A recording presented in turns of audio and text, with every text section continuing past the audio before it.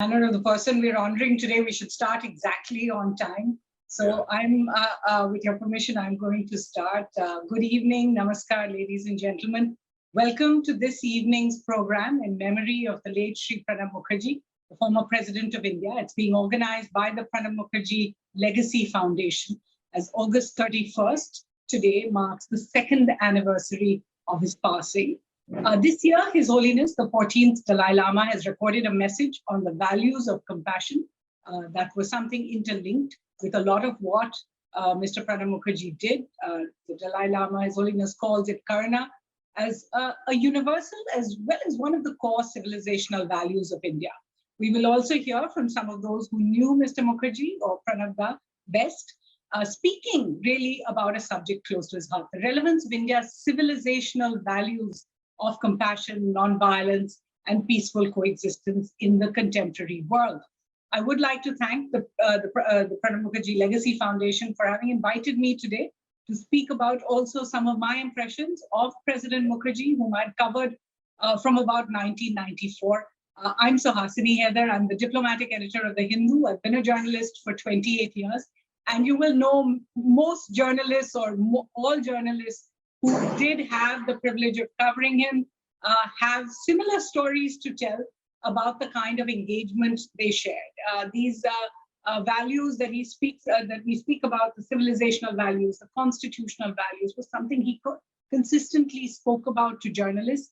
And perhaps unlike what maybe younger journalists today know of the people they covered, he really did take an interest in what journalists were writing and how they were informing the public. In his stint in public life, in government, in opposition, as the occupant, of course, of the highest constitutional post in the country, as the President of the Republic of India, Pranab Mukherjee really spoke about these values: inclusion and diversity, harmonious coexistence, and particularly the resolving of disputes, not through violence or aggression, but through means of debates and discussions. Those debates and discussions could be extremely passionate, but he really believed in that value of always being able to talk something through.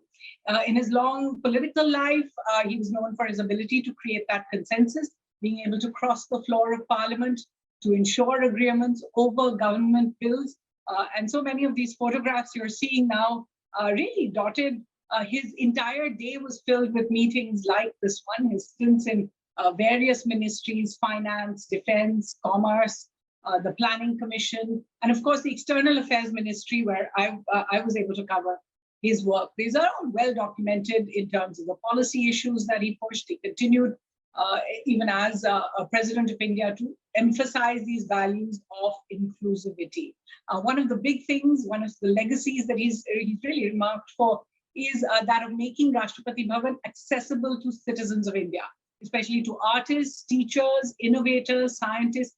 He made it a kind of incubatory space for good ideas to emerge. That was not something many would have thought of as a part of the Rashtrapati Bhavan role. And those pictures you're seeing there, he was perhaps the first president to teach school children within the Rashtrapati Bhavan campus. He taught students of class 11th and 12th at the Rajendra Prasad Sarvodaya Vidyalaya in the president's estate.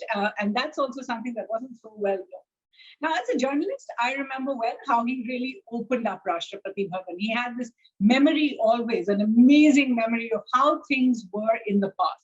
And therefore, he was best positioned to revive traditions. As I said, one of them was being able to open up Rashtrapati Bhavan. One of them was the invitation to journalists to visit and speak informally with him. He was the President of India, but journalists often were invited to Rashtrapati Bhavan. He, in fact, increased the number of journalists who were invited. He did away with many of those officious ropes that used to segregate journalists from other guests. And he also reopened Rashtrapati Bhavan for presidential guests once again. It had been used in the first 2 decades after independence for every guest, but that tradition had petered out by the 1970s. And really, with the rare exception of, I think, Nelson Mandela in 1995, this part of Rashtrapati Bhavan was never used, but Pranab changed that. He ordered the refurbishment of apartments for state guests. I think the first was the King and Queen of Bhutan in 2014. And there's a book called Abode Under the Dome that contains details of each of these guests. But of course, the most lasting legacy was really the way he opened up Rashtrapati Bhavan as a living museum for ordinary citizens to go through and see. To cover the MEA, the Ministry of External Affairs, during his tenure, and we're going through these photographs as we go along, or even when he was president, as for a journalist, it really meant walking out of the room much more well-informed than when we had come in, as he made a point of speaking to all, to answering every question that he decided really was a genuine question. It was well known to all journalists that if one planned to interview Pranab Mukherjee, one should be very precise about the dates that you chose. And you see that picture there, because that's what would happen to you really if you got a date wrong or you weren't prepared well enough for that meeting. He had a memory that could not be countered. It would really upset him, in fact, if you got those dates wrong. And what was left unsaid was what would happen if you did get upset. I found that out during a one-on-one television interview with him. And I did get a date wrong while asking him a question really about India's Tibet policy, I think it was. And it was not a few moments before I saw both his color and his tone change. And he really had to control his temper just to let me complete the interview. But after the interview, I did ask a bureaucrat who was with him that how do we know that he has such a good memory? How do we know that he's always right on it? And the bureaucrat really turned around and said to me, nobody remembers more than he does. And since no one has a better memory, we will never actually find out, maybe in the files somewhere. But for the large part, Pranab had a way of charming all with his sense of humor. I think each of his bilateral interlocutors were really left in awe of the knowledge he had of history in particular. I remember a visit when we went with him to Pakistan. He visited Takshila. He was, in fact, he went to see the excavation sites. And he was able to actually tell the museum's historians a thing or two about the site's history, about Takshila's history, its place in the past, Alexander's coming and all the rest of that. And I still remember him coming out of one of the excavation sites, and he was just very excited because he had seen India's glorious past in that excavation. In fact, during that visit, he and then the Pakistani foreign minister had actually agreed to facilitate the movement of Indian diplomats and Pakistani diplomats in neighboring areas of Islamabad and Delhi to Noida, Gurgaon, Takshila, Hassan Abdal. And Takshila was a big part of what he, what he wanted to promote about India. And that hasn't, those were some of the memories we had. I had a personal memory of the subject we're going to discuss today, and that is his compassion or karuna. I remember going to Pakistan, and he was about to fly out. I think he was flying out in an hour or so after finishing his meeting. And at some point, I got a telephone call that basically had, told me that somebody in the family was unwell, needed immediate surgery. I don't know how it was, but we got the message through to him, and he straight away agreed to taking me with him on his flight. Of course, being Pranab and very particular about these things, as he walked in, he looked at me and he said, no interviews on this flight, of course. So, I mean, there are these stories that we have of him. I think there are no leaders who have met him, who have not been touched by him. We have the Bangladesh Prime Minister, Sheikh Hasina, coming to Delhi next week. And of course, her recollections, her memories of both Mr. and Mrs. Mukherjee's kindness to her after her father's assassination are really well known.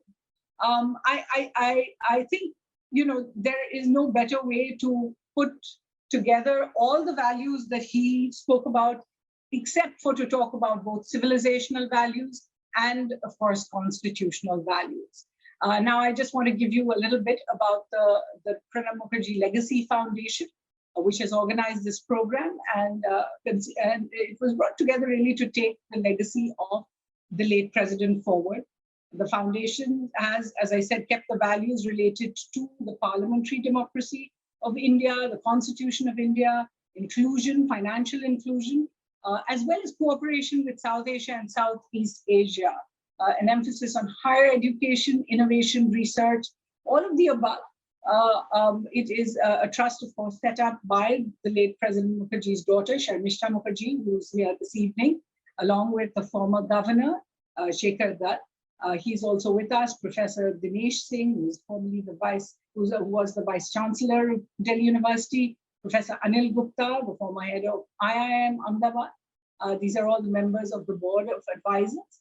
And before I hand over to Ms. Sharmishta Mukherjee, I would like to read out a letter that has been received by the foundation, sent by Srimati Draupadi Murmu, the President of India. Ms. Murmu wrote, I am glad to learn that the second Pranab Mukherjee Memorial Lecture has been organized by the Pranab Mukherjee Legacy Foundation on August 31st, the second death anniversary of the great leader. Bharat Ratna Shri Pranab Mukherjee was blessed with a unique combination of virtues. He was a popular mass leader as well as an astute statesman. He toiled hard for the welfare of the masses and was equally committed in his scholarly endeavors. Always full of charm and warmth, he prized relationships and he had a knack of making friends from different backgrounds. Shri Mukherjee served the nation in various capacities, upholding great democratic traditions in each of them. One of the most accomplished parliamentarians we ever had, his long and fruitful career in public service befittingly culminated with him getting elected to the highest constitutional post in the Republic. The Pranab Mukherjee Legacy Foundation must be complimented for having organized the annual lecture in memory of the leader who endeared himself to all.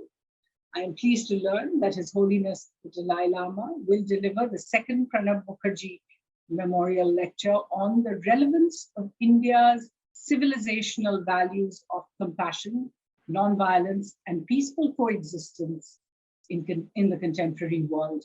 It is, I believe, a very pertinent topic as humankind is facing unprecedented challenges and the Indian ethos can guide the right responses. I am confident that the lecture will be a great success. That was the letter from Srimati Draupadi Murmu, the President of India. May I now call on Sharmishta Mukherjee to take the proceedings forward. Thank you, Suhasini. Distinguished guests, ladies and gentlemen, on behalf of Pranab Mukherjee Legacy Foundation, I would like to welcome and thank you for joining us this evening. Exactly 2 years ago, on 31st August 2020, I lost my father. In his high voltage political life, spanning over 5 decades, Shri Mukherjee was known for his great regard for values of democracy, pluralism, and inclusion. For Shri Mukherjee, Parliament was his temple and the Constitution of India was his sacred text. Shri Mukherjee believed that the origins of democracy in India and the spirit of our Constitution are not mere imitations from the West, but has deep roots in our own core civilizational values that were cultivated and nurtured over centuries within Indian society through assimilation, absorption of ideas, and a tolerance and acceptance of diversity.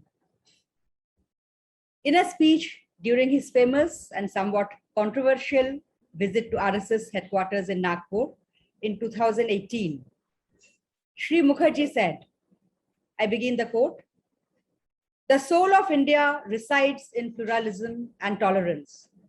The plurality of our society has come through assimilation of ideas over centuries. Secularism and inclusion are a matter of faith for us." He continued, peaceful coexistence, compassion, respect for life, and harmony with nature form the foundation of our civilization. Every time a child or woman is brutalized, the soul of India is wounded. Manifestation of rage are tearing into our social fabric. At the heart of this violence is darkness, fear, and mistrust. We must free our public discourse from all form of violence, physical as well as verbal. Only a non-violent society can ensure the participation of all sections of people in the democratic process, especially the marginalized and dispossessed.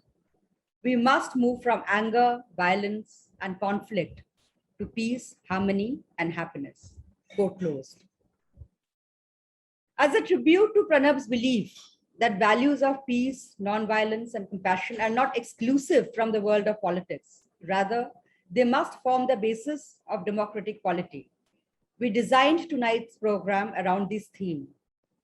And who better embodies these values in his person other than His Holiness, the Dalai Lama? You will shortly hear His Holiness speaking about the importance and practice of karuna, compassion, one of the most humane values that, if practiced sincerely, can not only bring inner peace, but truly has the potential to unite the world. As His Holiness retires early and was unable to join us live tonight, we sent our PMLF representative to Leh for recording of the message. We would like to express our deepest gratitude to His Holiness for taking out his valuable time to record the message and for interacting with PMLF representative, Mr. Gautam Seth. The message will be followed by a panel discussion on the topic of relevance of India's civilizational values of compassion, nonviolence, and peaceful coexistence in contemporary world. Before we move on to His Holiness the Dalai Lama's message, I would like to express my gratitude to Srimati Draupadi Murmu, President of India, for her wonderful message. Thank you.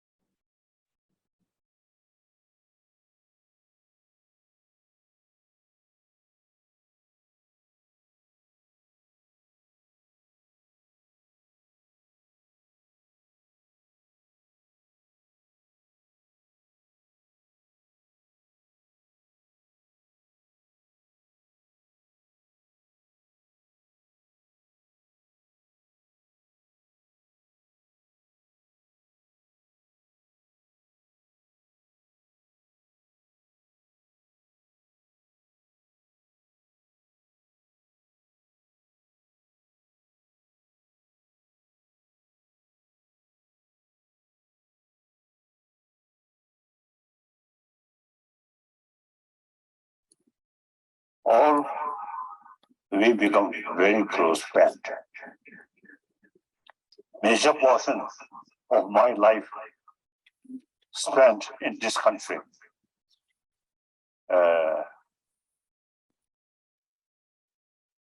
In a way, describe refugee.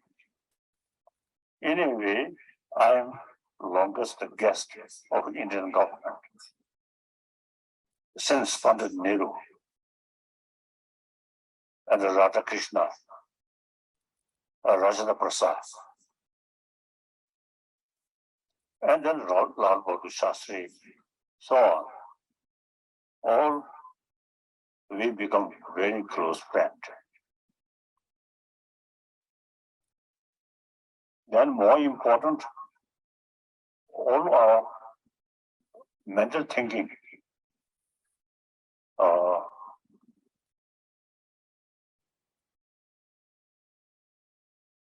the 8th century, Shanta Rakshita, almost top most scholar, Nalendra, more sophisticated because of the subject Sanskrit. So, usually we call Tibetan, Ganju, and Tenju, all translated from ancient Indian language, Pali or mainly Sanskrit. So these translations, about 300 volumes, we still use, study. So Shanta Rakshita, I think, very, very kind. She emphasizes you should study and need more books, translation from Pali or Sanskrit. So altogether, about 300 volumes.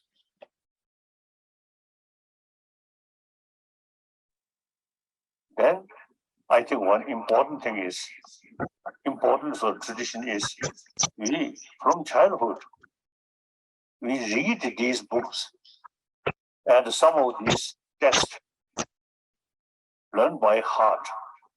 Myself, 5-6 years, already started to learn by heart some of these texts. So now today I feel all those things which I learned from childhood really very, very useful to help my way of thinking. Although I respect all religion carry same message of loving kindness. In philosophical field, the Indian Buddhist tradition really remarkable. So myself, this is from young age, learned this method. Always, you see, those critical viewpoint or point different views. We took that subject and debate. So that immense help, you see, to increase our mental the ability to investigate. We never said, even Buddha's words, we never say yes, no. Why? That's good. It's always raised questions. Buddha himself, he said, oh, my follower, you should not accept my teaching out of faith, but rather investigation. Buddha his own sort of word. We follow that way. So that I think very helpful to sharpening our mind to investigate.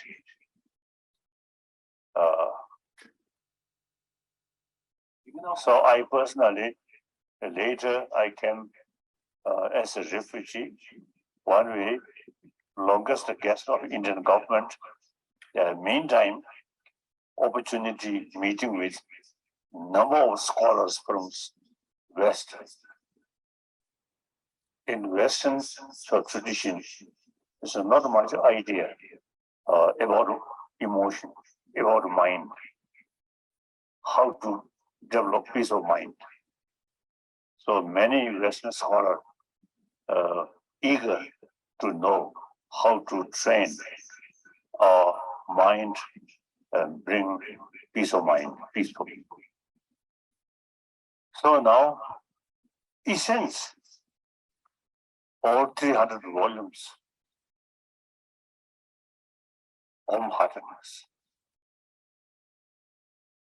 karuna. All these difficult subjects, the aim is to bring compassion, karuna. So Buddha himself meditates karuna several years, then finally enlightened. So his main teaching is karuna. In order to develop karuna, different philosophy. So it is very good. We human beings, mainly we human beings, we born mother's affection, mother's karuna. their whole life. See here, Karuna here, the person much happier, inside peaceful. Anger and sense of competition, these will not bring inner peace. Main factor to bring inner peace is Karuna. Karuna, all major religious traditions carry the message of Karuna, but theistic religion, Karuna is belief. Non-theistic religion, reasoning. So I am a follower of that tradition. So since childhood, in Tibet, I think several centuries, we follow sincerely the Nalanda tradition and practice Karuna. So here I have one sort of strong feeling. In this country, India, the message of Karuna already there.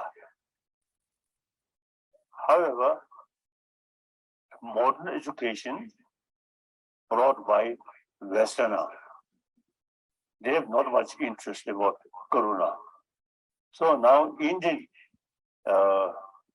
now I feel we should make effort in school children and student. The subject of Karuna should be include.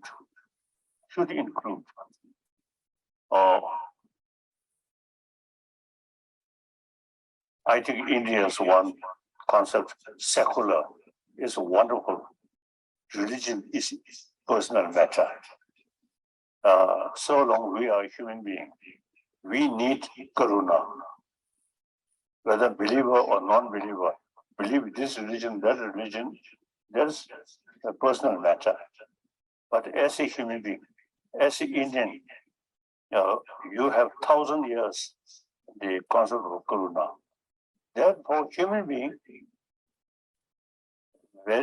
our life starts with Karuna. Mother, take care. At the time of dying, if you surrounded by people who show Karuna, you feel much happier. So Karuna is whole our life, the key factor to bring inner peace. So that's India's tradition. So I'm feeling, I have one sort of concept or feeling. When I go to Delhi, I want to meet some professors of some university in Delhi in Indian modern education. The subject Karuna should include, not as a religious matter, but a human quality in order to bring inner peace. So that's what I'm thinking. So anyway, you see, you Indian have the ability to combine ancient Indian thought, Karuna, combined with modern education. No other country. I think previous century, Mahatma Gandhi, Ahimsa is concerned, he practiced and he showed world Ahimsa. In Africa or because of the Europe and many places, Mahatma Gandhi's non-violence, Ahimsa, the subject he really propagate or show world. That's the only way where human conflict there, they solve.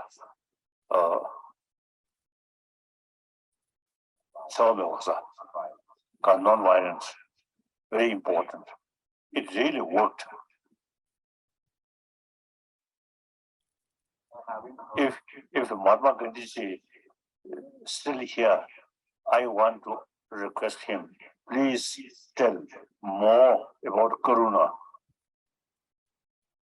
I feel Mahatma Gandhi more emphasis non-violence, kasa, ahimsa, or not sufficient emphasis Karuna. So now India, really, I think, source of Karuna, whole world, whole humanity. Everyone wants world peace. World peace only can achieve with Karuna. Even animal,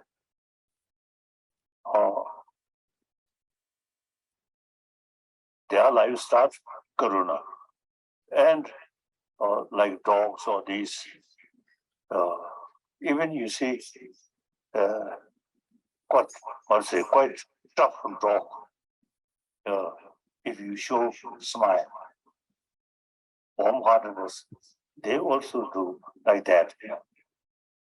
Even animal appreciate warm-heartedness, Karuna. So I feel that's a real ancient Indian message which world need. So for that reason, Indian education, modern education, should include education about to bring inner peace, peace of mind, calm mind. That's related with Karuna. But I really feel India is my home. All concepts come from India. The Nalanda tradition, the Tibetan unique cultural heritage since Shantarakshita introduced. So we have the Karuna is key foundation of Tibetan culture. The climate change, it is some way beyond our control. But you see,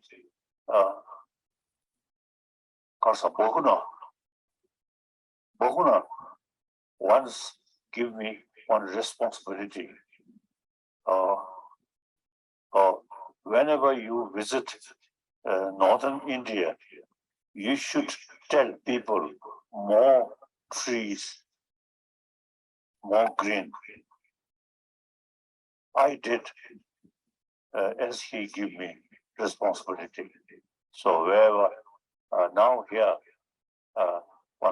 for example, Ladakh, previously very dry. Now a lot of trees. A human society, in order to develop compassionate society, not whether religious minded or not, simply human to human being, more affection. Consider human brothers, human sisters. In fact, more than 7 billion human beings, all are human brothers, sisters. We have to live together. So instead of fighting competition, we must work together and live together and to create a peaceful world. That's my firm belief. Things will change.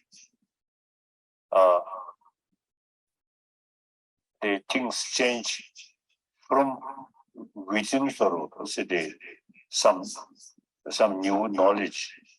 Not that way. Our mental attitude change because of environment. Now we have to think oneness of entire human being. we have to live together. So no use weapon, no use military forces. All should remain as a human brothers, sisters. Now, Karuna is the basic foundation of happy human being, happy human society. Everybody pray world peace. How? How to bring world peace? Not from sky, not from earth, but we ourselves should create inner peace, firm belief, Karuna, and 7 billion human beings. We have to live together as a human brothers, sisters. So human community very much based on Karuna. This is not talking about next life or heaven or no. Simply, in order to be peaceful world, happy world, Karuna is key factor. Then all our knowledge combined or serving the strength of Karuna. The main thing is Karuna. My main reason, as I mentioned earlier, entire sentient being, we human being, in order to live happily, not only human beings, but birds, animals, in river, fish, all these different life there, then world something living. Oh. So we must also pay appreciation all these different form of animal. So we must consider these also part of our life.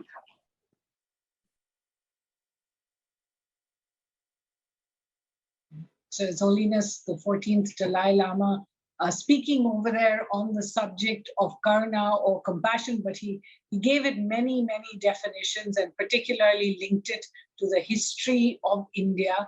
I'd like to turn to some of the members of the board in the panel who have joined us this evening. Mr. Shekhar Dutt, if I could come to you first, what are the sort of, the civilizational values that His Holiness spoke about and how you see the value of this emotion, if you like, or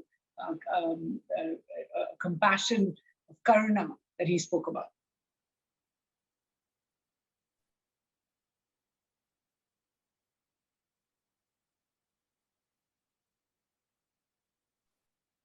You need to unmute your speaker, sir. Okay. Good evening, everybody. It's a proud privilege to be here and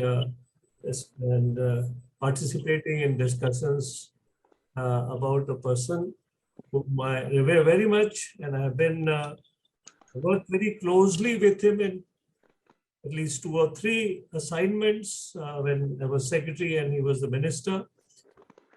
And I've learned a lot. One of the major things that I've learned is that he has an immense sense of responsibility and the value of time. So whatever important subject that comes, whether it is in the CCS, that is Cabinet Committee of Security, or Cabinet Committee of Economic Affairs, and in that he discussed very, very succinctly in a short period, because he went straight to the point. And he had an immense sense of respect for the people who did all this different kind of information bringing and collecting and collating. And he would come straight to the point.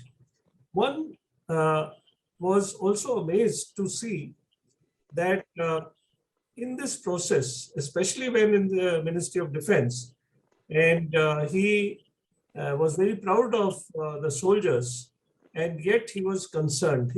I think his Karuna element was as an act of concern. He was concerned about people, and since he was concerned about people, he could think about what all things require to be done, and he would say after a long, perhaps, session of briefing, he would say, "But you have not touched on this point," and he would definitely be a very, very keen listener, and I could understand that he is coming to that because he's concerned about the welfare, about the well-being of the soldier, and about the utility of a particular asset, and understand that, and then move into how to make it easy for everybody to share. So I think the enormous ability to understand the various facets of the problems that come to him, and he would then even sort of suggest that this is another topic for discussion and bring it to the cabinet for decision, so that one problem sets out 2 or 3 or even more areas which need to be tackled. And this was because, again, he was concerned that we should be able to complete what we are tasked to do. Thank you. Thank you so much. If I could ask Professor Dinesh Singh, the Vice Chancellor of Delhi University, formally, as you heard the Dalai Lama speak over there, he said one thing very specifically that he felt was necessary. It was to blend ancient Indian thought with modern education, and in particular, to teach Karuna as a subject. Is that a realistic sort of suggestion? Oh, very much, Suhasini, very much. It's very realistic. And let me tell you something in the context of the late President Pranab Mukherjee, that when I set about revising the curriculum at the University of Delhi, 2 things happened almost simultaneously for me. His Holiness came to visit me. He expressed a desire to visit the university. And I invited a bunch of colleagues, faculty, and young students to come and sit with him. And I remember distinctly the things that His Holiness said today were also emphasized on that day about compassion and the relevance of compassion in today's world through systems of education. And he repeated the message today. This is a universal message. If you go back in time, even before the time of the Christ, even before the time of the Buddha, if you look at the Bhagavad Gita, or if you look at more modern religions like Islam, all of them emphasize compassion. And the same time, when I said 2 things happened almost simultaneously, the President, Pranab Mukherjee Sahab, he agreed to be the chief guest at my annual convocation. And I remember I discussed with him my plans for reforming. And there are 2 things that happened on that day. And I'll tell you one that signifies his own commitment to kindness, to compassion, to a humane attitude.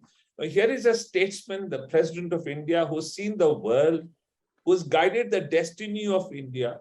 He comes here as the chief guest at the convocation. We have been instructed by protocol, the President's Protocol Division, to follow strict guidelines on protocol, so on and so forth.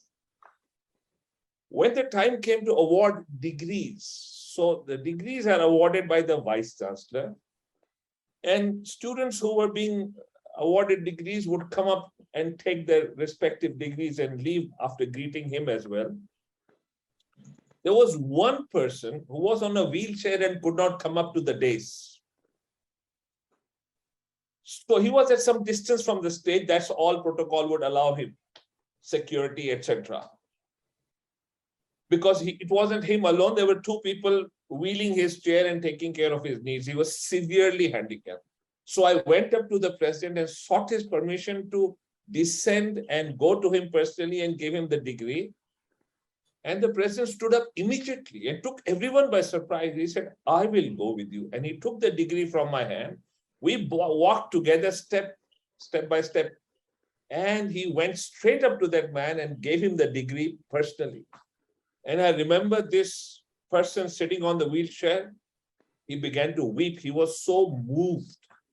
I mean, it's not easy to see such acts of consideration. That gentleman and I will never forget that incident. But I also mentioned to him later. So again, he broke protocol and he asked me to sit with him after the convocation when I was told, do not disturb him. He will only change his gown and move. He has another engagement, so on. And he broke tradition and protocol and he sent for me and he and I sat alone. And then I discussed something. I told him that I was planning to introduce a very practical discussion program on Mahatma Gandhi's life through specific episodes, not through lectures, but for discussions of how students could relate those episodes through their own lives, through their own personal experiences, and so on, step by step. He immediately endorsed it, and we were emboldened by his endorsement. And we went ahead and implemented the program, Mind, Body, and Spirit. And here's the best part. Students turned up in large numbers for this program under the new reforms that we had instituted, even though this was a non-credit program. And one of the things was Gandhi's emphasis on compassion over there. Students loved all those things about how Gandhi was compassionate in his life and how Gandhi emphasizes compassion in the lives of the Christ, of Muhammad Sahab, and of other great saints and prophets. So you see, this whole thing is relevant, and I thoroughly endorse what His Holiness has said today. It is in complete sync with what the late president used to say. Well, thank you for giving it this practical experience and your insight on that. I'd like to call on Mr. Pradeep Gupta. Anyone who dealt with Pranab also would have met Pradeep ji over the years as a former bureaucrat, quite associated with him. If I could ask you the same real question, if you were to take this question of Karuna, of universal peace, forward, what is India's role in propagating it in the world? Suhasini, could you just thank you? Could you just repeat the question, because there was. I wanted to get your thoughts on really what His Holiness had said on Karuna. You are, of course, you've dealt with so many different ministries, but I have worked in defense in particular as well. When you speak about these values, are they really of another era, of another world? What should India's role be in really trying to propagate them at multinational forums? Thank you, Suhasini. Thank you, Sharmishta, for allowing me on this panel. At the outset, I pay my homage to the great soul, the former President Pranab Mukherjee, who had been my mentor, and had a long association with him for almost 2 decades with him. And I had various instances, as Suhasini knows, that of interacting with him. And one, what you are telling about the how the message of Karuna, that compassion has to be carried. The foremost is that the propagation of peace was one of the major issues what he dealt. Like, I'll share one incident that you must be knowing about the 123 nuclear deal in 2008. So that was one time when he steadfastly negotiated that deal and carried all the opposition parties, especially the coalition partners in the country, because he believed that the nuclear deal will strengthen the India's sovereignty status as well as the position in the world forum of powers, and will be carried forward, because he believed that we can only propagate peace or compassion only from position of strength. And there the nuclear empowerment was a very, very important part of this thing. Thereafter, we also negotiated the civil nuclear liabilities bill. And there were some moves to have the things incorporated in the bill, which was not very conducive to our country, and he stood that ground. So, and he had, the compassion thing, he had the Bhopal gas tragedy in mind. He shared with us also and the office, and he told Excellency Hillary Clinton, the then Secretary of State, that Excellency, this is enough, at Indian government and Indian Parliament will not be going further. So that thing that he had in mind, the Bhopal gas tragedy and what can happen. And that was very, very vital thing what he told. And till date also, the various government are going by that logic only. So he stood for the that spirit of the carrying the compassion, feeling that yes, we have to take care of the multitude, not for the just for the commercial thing or for the plainly for the security or strategic thing. Secondly, I would also like to explain that in the nuclear arena, especially, he had a very clear view of the various facets. And Shekhar Dutt Sahab was the defense secretary then, and he will know it very well that in that arena he had contributed quite a lot. So it's all related that we can propagate for peace or negotiate for peace only from position of strength. So this is one observation what I like to share with you all on this forum for today's panel discussion. Thank you. Thank you so much. And of course, you were referring to the civil liabilities in nuclear damage, the CLND Act. So really showing the sort of practical usage of some of these values. If I could also ask Major General Anil Khosla, he was, of course, military secretary to the president. Please join us, sir, with some of your thoughts on how you think what we have heard today sort of links up with your memories, really, of Mr. Mukherjee, as well as the practicalities. Yeah. Thank you, Swashini. Can you hear me? Yes. Okay. Thank you, Swashini, and thank you, Sharmishta and the PMLF. And it's an honor to be here observing the second death anniversary of the former President of India, Bharat Ratna, Shri Pranab Mukherjee. It's a great honor to be here in this distinguished panel and distinguished audience. So, Swashini, like everybody else has said, I have observed him, so say from 2013 to 17 till he relinquished or demitted office.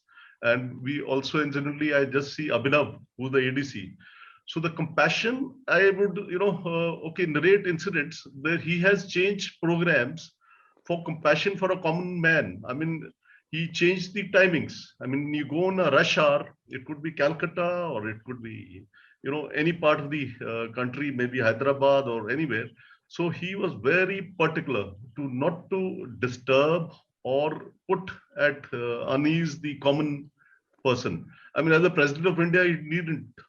There is protocol, and he gets the priority, the first citizen of India, and these protocols could have been, overruled. But that compassion he had, even as the President of India.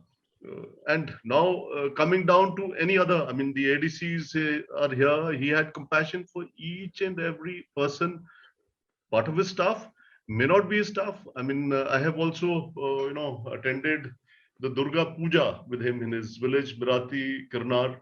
So that compassion came out well. I mean, he was in a total traditional dress, and there was no air that he was the President of India or otherwise. So that you could see that compassion. It was actual real compassion. So I have seen that from very close quarters, and I endorse what the Holiness, His Holiness Dalai Lama has said. So it was inbuilt. So I can endorse this, and I agree with whatever the other panelists have said before this. Thank you. Thank you. It comes to me to really invite Mr. Shekhar Dutt to give a vote of thanks. It has been a very, very important evening. I think the words that we all take away really from His Holiness's a speech on the values of compassion, as well as all that we have heard about the former president as well. Mr. Dutt, may I call on you? I would just like to interrupt for 1 minute, when everybody's talking about compassion of my father. I mean, and this story is just not known anywhere. So I would just like to quickly share. He was an animal lover. And in his post-residential presidential residence at the 10 Rajaji Marg, the whole house was infested with monkeys. There were like about 50, 60 monkeys. And every day they would break about 5-6 pots. We could not plant any vegetables. They will just tear up mangoes from the trees. So they created havoc, but nobody could say anything to them. And his logic was simple, that first, we humans, we have taken up their space. So, you have to live with them. And secondly, one day he said that, why are you cribbing? They can't go and buy vegetables from the market. So, you have to give it to them. So, when His Holiness was talking about animals, this suddenly struck my mind and I thought I have to share it. Sorry to butt in like this. And now I would request Shekhar Dutt ji to give the vote of thanks. I am extremely happy actually to be here, especially after listening to other panelists also and to His Holiness. And in fact, one of the things which I have seen and Holiness he was very keen to know about the persons on whom he is going to talk. And so when he came to Raipur, he wanted to know about the enormous thing which Nagarjuna had done. And in order to understand, he said he would go in the cave in which Nagarjuna had spent time. So like that, he was a keen, Holiness is a keen learner, and he had many occasions to meet Honorable President, and he has learned about the interests and about the knowledge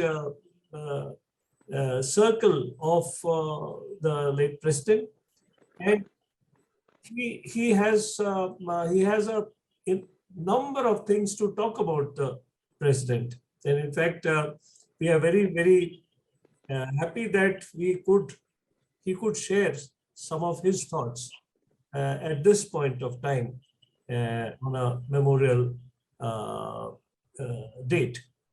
So I thank with the core of my heart to His Holiness and all others distinguished people who had worked with the Honorable President, the former Vice Chancellor Dinesh Singh ji, General Anil Gupta, General Anil Kumar, and Dr. Anil Gupta, who's not here, but I'm sure that he would listen to every word of it once the transcript is given, and all others who have worked with the Honorable President.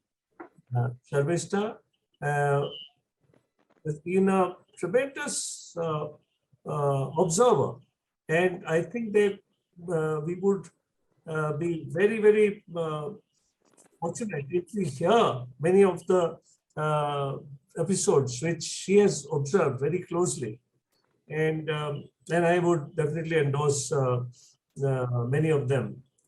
And Suhasini is bringing out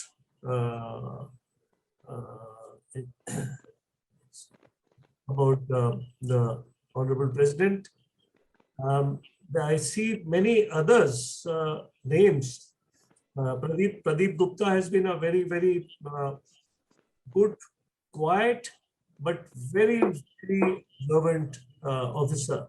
And in fact, many times he had brought issues to me because the Honorable President, or he was at that time the Raksha Mantri, was traveling and paper had to be discussed next day. It was a cabinet paper, and I would have the briefing time only sitting with the Honorable Mr. Pranab Mukherjee, sitting next to him in the car. And in that period, from South Block to the cabinet room, I would be briefing, and he was such a quick learner, such a quick understanding of the problem that he would understand and take a view. He was not a mute spectator in the cabinet. He would take a view, he would say this has to be done, and he would, in fact, his view was generally the accepted view of the cabinet. And that's it. He was holding such a large number of meetings as chairman of the group of ministers, and at some time he was chairman of more than 100 group of ministers, and there we have Dr. Ray Gupta also, and it was. I'm sure that everybody would have observed the same thing which I'm saying of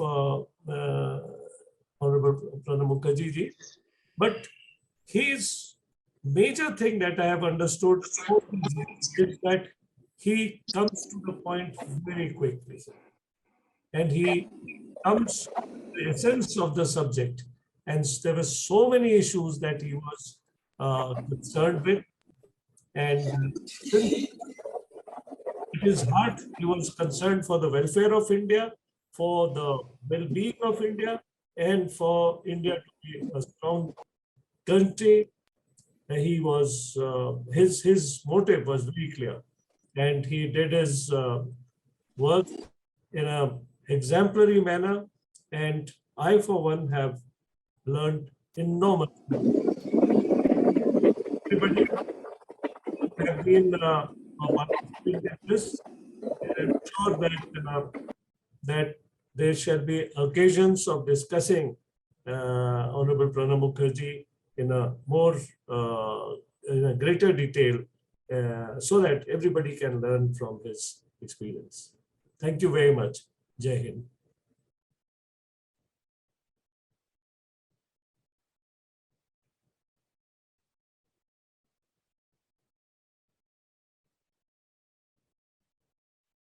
Sharmishta.